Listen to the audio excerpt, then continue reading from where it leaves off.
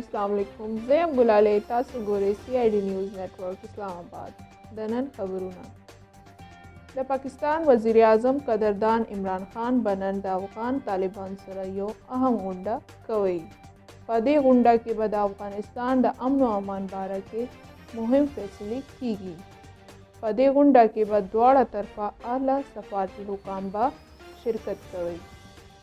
وزیر خارجه شاه محمود قریشي د امارتي وزیر خارجه عبدالله بن زید سره یو اهم غونډه وکړه او د 14 لکه پاکستانی مزدورانو د خیر ښېګړې دپاره ورسره اهم خبرې اترې وکړې.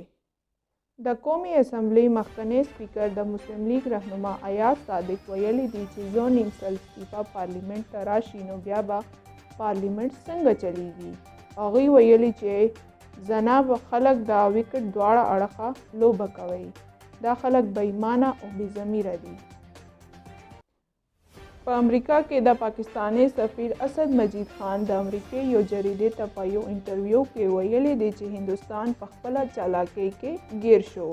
هندوستان دا غوښتل چې پاکستان یو دهشتګرد ملک وګڼلی شي، خو پاکستان نه بلکې هندوستان په دنیا کې یو دهشتګرد ملک په تور وپېژندلی شو.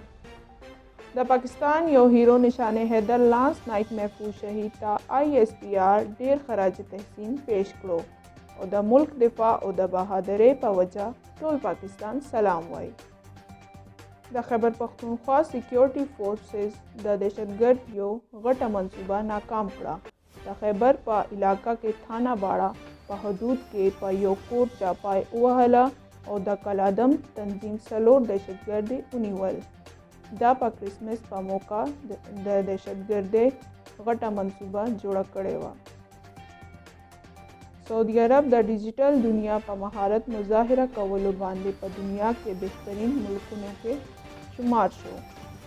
کرونا وایرس په پاکستان کې ډیر په تیزۍ خور شو. تقریبا 3000 نفره په 24 غنټو کې رای وغورځول او 83 نفره په حق ورسول. ټول د مړو تعداد 9000 نه زیات شو. د ځان خیال ساتئ او د نورو هم او ګورئ CID نیوز نیټورک اسلام آباد. الله پامان. You are watching CID News Network Islamabad.